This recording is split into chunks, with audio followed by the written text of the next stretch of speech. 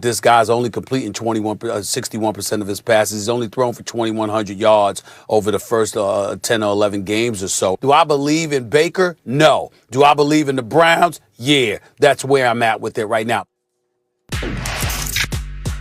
Okay, so Baker's wife, Emily Mayfield, retweeting that video from First Take Friday with the caption, "This aged well," after the Browns improved to 9-3 with a win over Tennessee. On that note, we bring in our quarterback, Dan Orlovsky. Dan, hope you had a nice weekend. Top of the morning to you, but you know who I am starting with right now. That would be the one and only Stephen A. Smith, and your facial expressions are priceless, Stephen A. Tell me this, do you feel like you owe Baker an apology, maybe his wife too?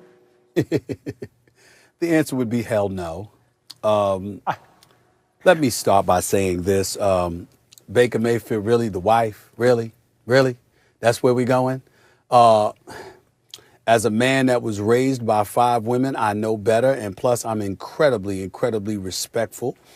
So I would like to say that when it comes to Miss Emily Mayfield, I would love to say that I loved her tweet, because I love to see a woman who loves her man so dearly she wants to stand by him and support him, and major props to her. Not that she needs any props from me, but you know what? That's why she's Mrs. Mayfield, because she's something special to stand by her man like that. Congratulations, and congratulations to him for having a wonderful woman like her. Having said all of that, I will say this: far be it for me to take the position that I took. This is a person that did not have an impressive record against winning teams with winning records, if you recall, Mrs. Mayfield.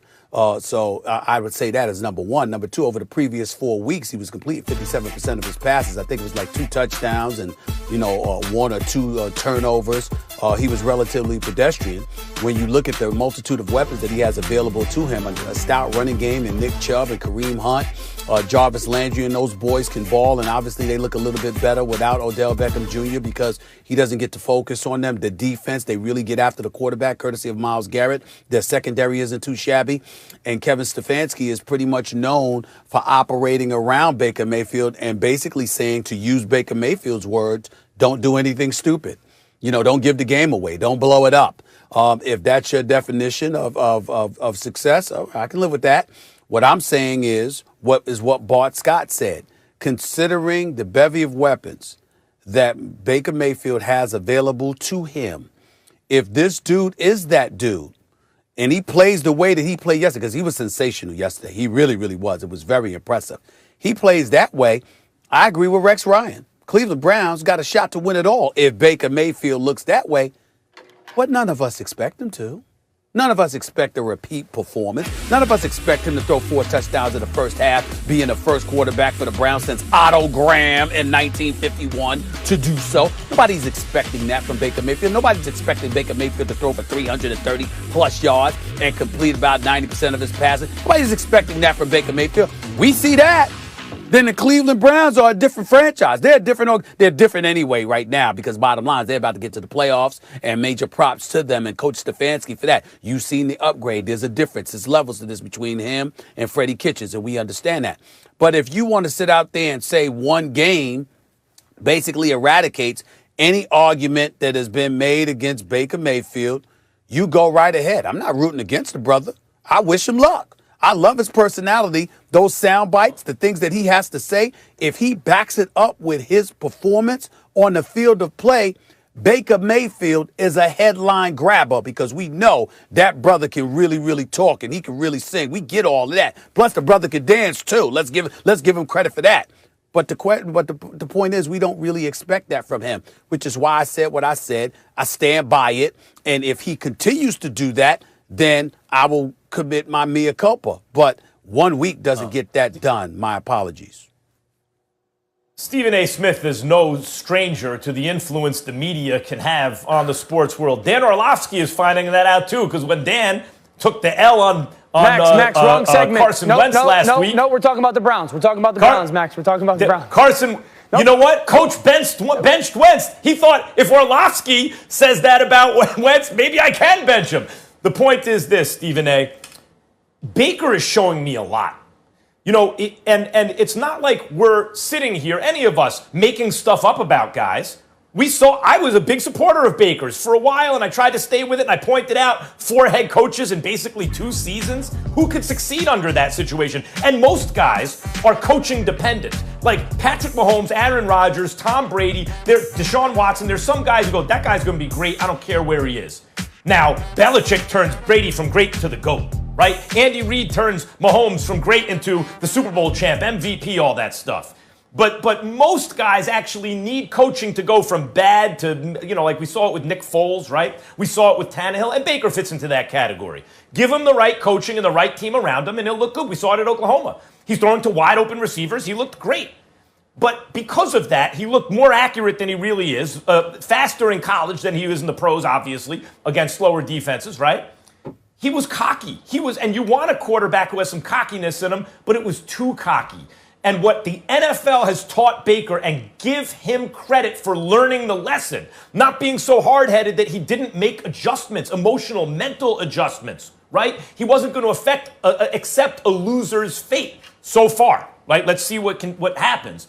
But give him credit for learning that humility. Stephen A., remember when he responded to you earlier in the season, and he was like, that's those guys' jobs? They like that. I'm not worried about that. I thought to myself, that's a good answer. That answer shows maturity. And what did he say? What was it, yesterday, right?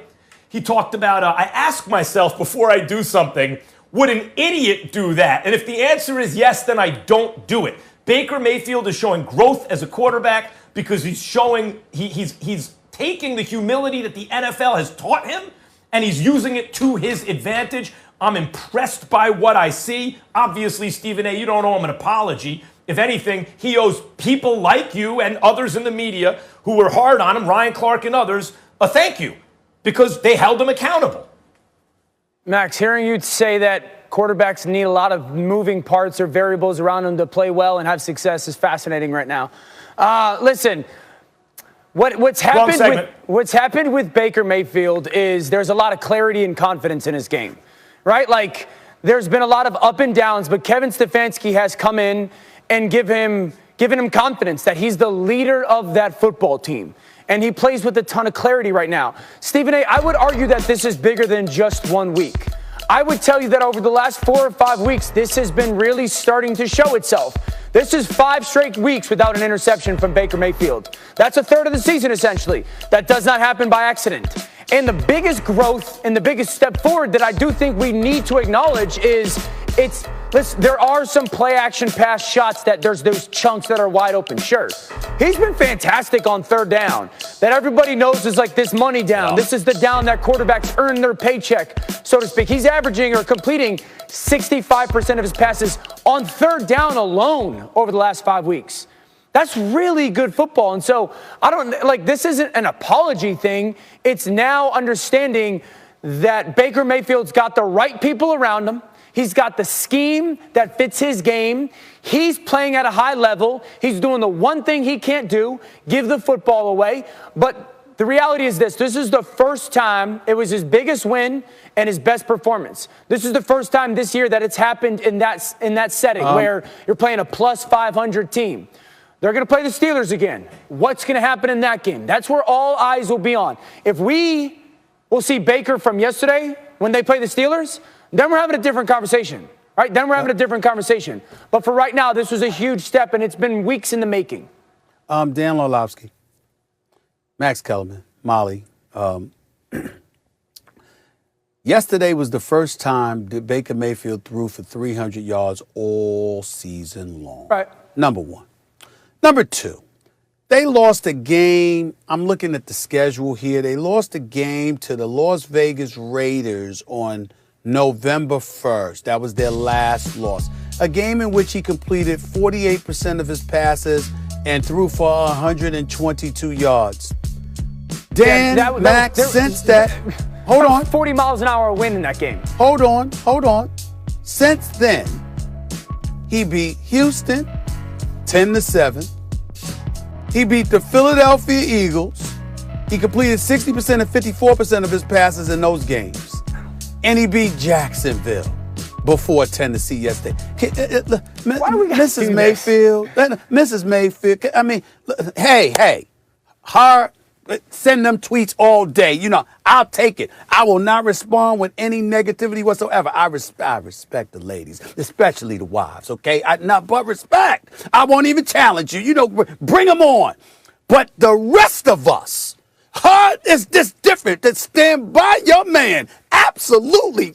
That's why he married that. I'm telling you, she's special, okay? But on the rest of us, can we stop? I mean, can we stop?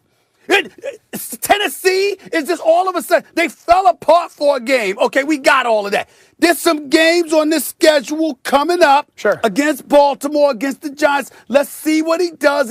All I'm trying to say is, so now we need to stop. Baker Mayfield has arrived. Max Kellerman, you said, you know, I'm very impressed giving your psychoanalysis, and I appreciate some of your points there, Abby. But the bottom line is this. I recall just a month ago, you were like, I'm sorry, I apologize. I think it was about 2 weeks ago. Max Kellerman, you were like this, y'all, man. Yeah, I said he's average. You know, I don't know. He just doesn't have now it. He's saying, quarterbacks need coaching. They need good offensive line play and weapons around them. And so it's very subjective with who needs that and who doesn't.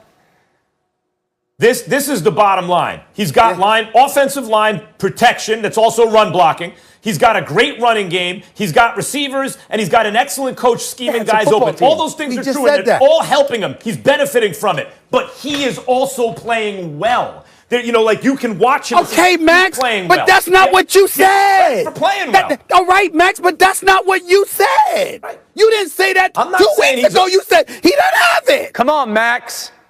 Right. We're doing this later, guys. Guys, we're getting into this later. And now he's playing above average. We're discussing this later. This is Mayfield. Ryan Clark's going to join us for that. All right. Dan, good times always. We'll check you out on NFL Live later. Thank you.